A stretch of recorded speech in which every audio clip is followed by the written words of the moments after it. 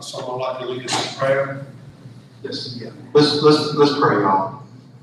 Dear Lord, we're grateful for the day that you've given us. Dear Lord, we're grateful for your love and your mercy and your grace. Dear Lord, we just ask that you be with us tonight as we go about taking care of the business of the county. We're just grateful for all the opportunities that we have. Dear Lord, we're ask that you continue to bless us as we go about doing your work and serving you in our community. In Jesus' name I pray. Okay, the next item of business is roll call. Mr. Walter Robinson, Jeff Robinson, Here. Lofton Allen, Yeah. Stephen Allen, Diane Barnes Rhodes, William Kane, Here. Annie Odom, Here. Kim Wiley, Here. and Joe Antle. All right, the next item of business is approval of the agenda. Okay, can I get are there any comments on the minutes first? Okay, hearing none, can I get a motion to approve the minutes, please? I move to approve it. Second? Okay, all those in favor, please say aye. Aye. Opposed, say nay. Okay. Motion carried. Okay, now it's time to go into public hearing. We have two cases tonight, ZMA 2-20 and ZTA 1-20. The applicant is Jerry Powell for both of these requests. First case tonight is ZMA 2-20. The applicant, Mr. Jerry Powell, is requested that we rezone tax map number 27164 from M1 to R2B. The reason for his request is he would like to start, excuse me, lost my place that quick, I'm sorry. Adult services at that existing building. I think everybody's familiar with the building. It's the old Craft Distant warehouse, and before that it was help with Jeff, what was the name before that? It started out as a farmstead industry originally. Yeah, they built prefab houses. Yep.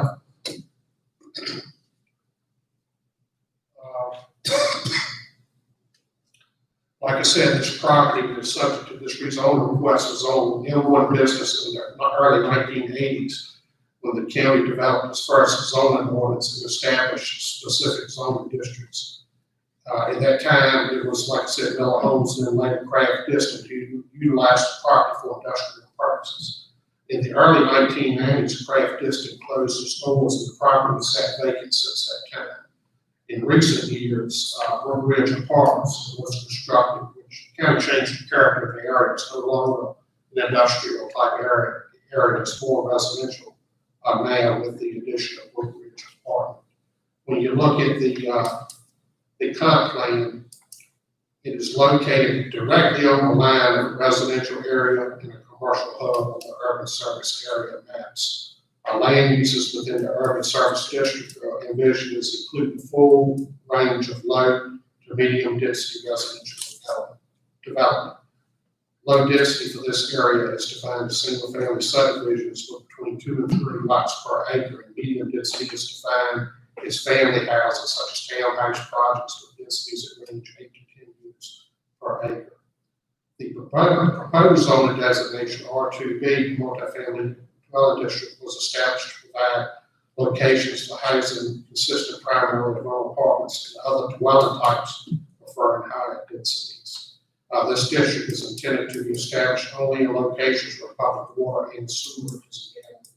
In addition, it is anticipated that areas developed at this density will require additional public, semi-public, and private uses to support and enhance the neighborhood. The immediate area surrounding this property is zoned a mix of M1 industrial, B2 business, and R2B multifamily residential. Staff is of the opinion that it would be appropriate to downsizing this property from M1, there's a mistake there, I'm sorry, from M1 to R2B for several reasons. Those reasons include that the property is located in an urban service area, which low density and medium density residential development is expected. The surrounding properties are already zoned R2B, and rezoning the property to R2B would encourage the reuse of a vacant industrial building to a use that's consistent with surrounding R2B properties. Does anybody have any questions concerning the staff report?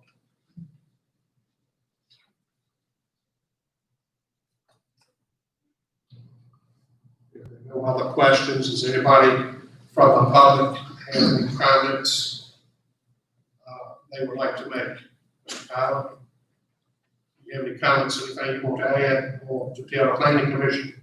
Yeah, I want to just tell you. It's up to you. Yes, sir. The floor is yours. Good afternoon. My name is Jerry Powell, a local resident of Emporia, Virginia. I have lived here all my life as a family man, a local pastor. I have been employed with Bridger County Schools for over 39 years. I stand before you today having this vision over 14 years to establish an outreach center in Emporia, Virginia. A center not only to help meet the needs of our community, but also some of the returning citizens that have been incarcerated. I have much experience with them being a mentor and a teacher and a volunteer chaplain at Southside Regional Jail for over 18 years. 10 of those years, I have provided them with food and shelter in my own home when they had no other place to go. With the help of you all today, to help me establish this center with 8 acres of land, a place with more space and opportunities for them to succeed. And also, I just want to give you my vision and statement here. My mission statement is reaching and claiming the lives of God's men and establish their potential. We will accomplish this mission by providing education and skills, training opportunities, religious and community activities, helping men realize their leadership in family and community, believing one day they can give back, being husband to wife, fathers to children, and taxpayer-paying citizens. Thank you. Leanne, can we ask Jerry some questions at this point? Jerry, would you mind explaining how the facility will operate, like the number of folks that you'll have staying there? Will they sleep there or live there? Yes. You know, explain that process. If you Right. Well, 9 acres of land, I kind of want to separate them from. I want to have a part within. Broke down as places is huge, you know. And I've been talking about DOC also. To have, they're going to give me the limit by the capacity of the building. I want to start no more than a few, just starting off, to skill. But I also want to have, it's establishing, how can I say, I want it's like it's not only for those people, but also the community. Having classes, not only for those, but the whole community. So it's an outreach center, not only for those guys coming out, but also for our community. So therefore, I have it's going to be a food pantry, clothes closet, education center, training center, and Christian education. So I'm just taking one step at a time. And they say that this is one of the main things I have to do is get results before I move forward. But like I said, I've been experienced with these guys for over about 20 years. So I kind of have a passion, a mentor for them. And I have some, on my committee, I have Charles Casper, Ronnie Franklin, also is on my committee for this sort of outreach center. So I got a great team. And we just going to move forward if possible and to decide the number and how we're going to divide it up and so forth. So we had to go on one time, but through this pandemic, it kind of slowed things down pretty much so. But like I say, it's gonna be to feed, clothe, and house some for a limit of time. Yeah, so When you take women and men, and there's men. that's me, that's me. Do you have any idea of a time frame? I mean, will they? Six months. Okay. 6 months. Mr. Powell, will they live there by themselves, or like during the night, will there be someone there? Yes, someone there, 24/7.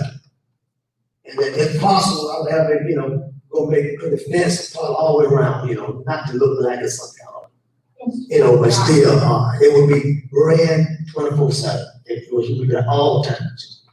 And the good thing about it, I only stay a half a mile myself on that place, so, I'm almost ready to retire,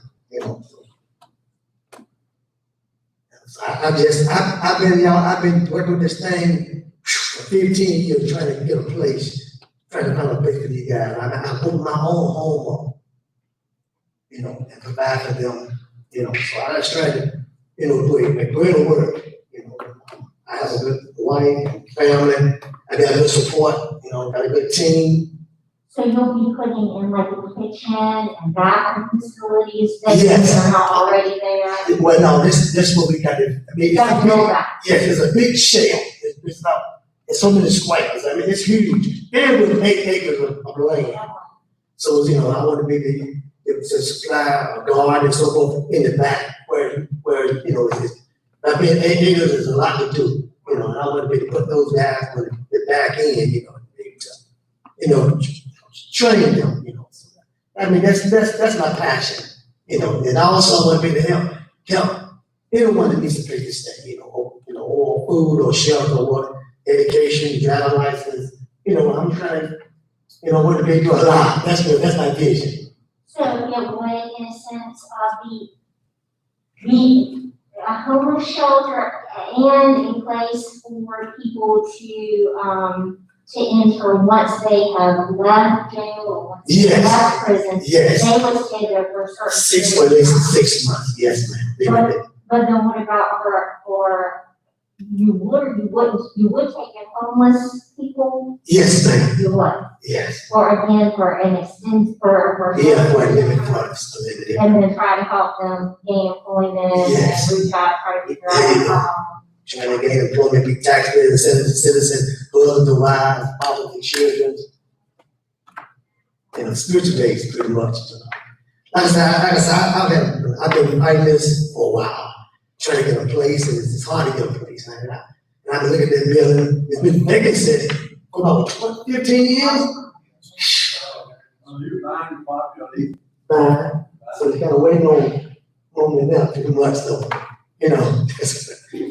I want to put the hot for the whole, I see, looking forward to. are you wanting to form, a 501c3? Are you gonna form a 501c3? Oh, that's already done. That's already done? Yes, ma'am. Yep, it's the solid earth outreach center. Okay. Yeah, that's done that's done in January. Yeah, that's already complete. I have my team, I've been Charles Captain, Roger Franklin, they on the committee, yeah.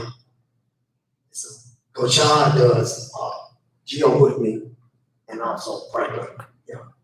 So, What about, do you have to be licensed by any particular group, like Department of Social Services or anything like that? Are you regulated by any? yes, I am licensed, I have my license, I have a license for the center, I also licensed for what I do, being a pastor, being a teacher, so forth. I do have my associate and my bachelor's. But but in that, I want to have a staff also to teach, and they will be licensed also. To teach, whether it be education or working on cars or whatever, pretty much. Yeah. Any other questions, Mr. Powell? Hearing none, we'll move on to zoning text amendment number 1, 2020. in order for Mr. Powell's dream to come true, we need to add his use, an adult outreach center, to table 4.1 of the zoning ordinance. Y'all are very familiar with special use permits, and we want to ensure that any use is not a nuisance to surrounding property. So staff's recommendation to add the adult outreach center use to table 4.1 is being a use that requires a special use permit. Staff also believes that we should add the definition of an adult outreach center to chapter 23 of the zoning ordinance, which contains all the definitions. The definition that I have crafted reads as follows: an adult outreach center is a business that is either publicly owned or privately owned that provides services and programs to adults, which may include, but are not limited to, literacy training, comprehensive alcohol and substance abuse treatment, reentry programs, temporary housing, education, life skills, and programs for mentally or physically impaired individuals, etc. Staff feels that the requested use in adult outreach center is a use that will be beneficial to residents of the county and can be established with conditions imposed by special use permits so it does not create nuisances to surrounding properties. Therefore, staff's recommendation to approve the applicant's request to include the use of adult outreach center as a use allowed in the R2P district by special use permit, as well as approval of the above definition for an adult outreach facility. Any questions? Lena, the only question I have is explain to us again the special use thing, how that works. Well, I mean, what I'm thinking is, does that just go for Mr. Powell? What happens if he decides to stop running the facility? Typically, a special use permit goes with the land, not with the applicant. So it would stay with that property forever. You could put a language in the special use permit when we get to that point, so that if Mr. Powell sold the property or whatever, that it would not go with the land, it would go with the name. Typically, it goes with the land special use permit. Has that always been like that? Yes, sir. Because I remember when we established First Baptist Church out near the old elementary school, we had to have that special use permit transferred from the previous applicant that got the special use permit to us via a letter of approval. I have to go back and, I don't think I was the planning director then, I have to go back and look at the files. But it's been like this for a while. Yeah. As far as the special use. Depends on how you craft the conditions in the special use permit. A lot of times we put in that 2-year clause, if it's not established within 2 years, it's null and void. I just wonder, I mean, Mr. Powell has such a good reputation in the community. And we have complete trust in him. And what would happen in 5 or 10 years if the facility is not run up to the standard that Mr. Powell would? You know, is that?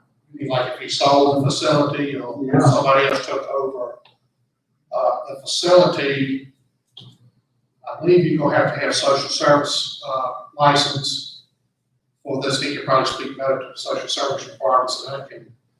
Typically, it's monitored by social services. And that's what I was asking. That's what I meant to ask earlier. I said Department of Social Services. Yeah. I meant. Typically, when we do a special use permit, we put they must be in conformance, whether it's building code, social services. It kind of depends on what you use, because there are different authorities with different uses.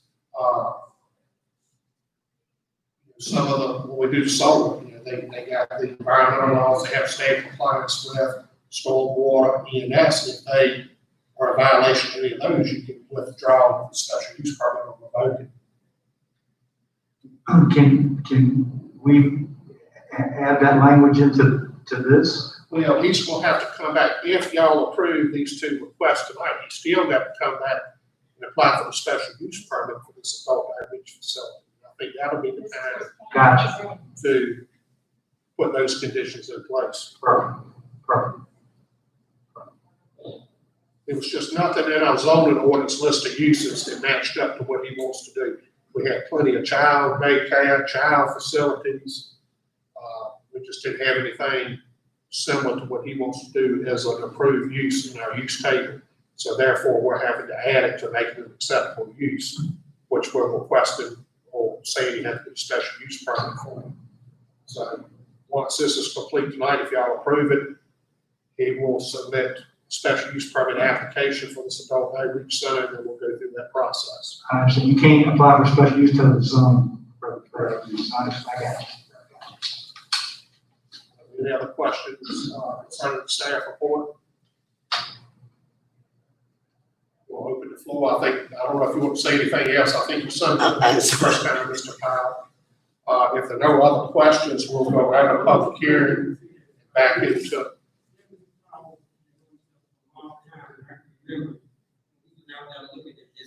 Yes. I've been helping look a long time too, with the same suitable site. But anyway, we will go out now, go out of public hearing and go back into regular session. We need a motion to go out of public hearing. Motion's been made, properly second. Everyone in favor, say aye. Aye. Opposed? Motion carried. All right, we will go into regular session now, and this is the time for the board to take action on ZMA 220. Jerry Powell Ministries is requested to rezone the property from M1 to R2B.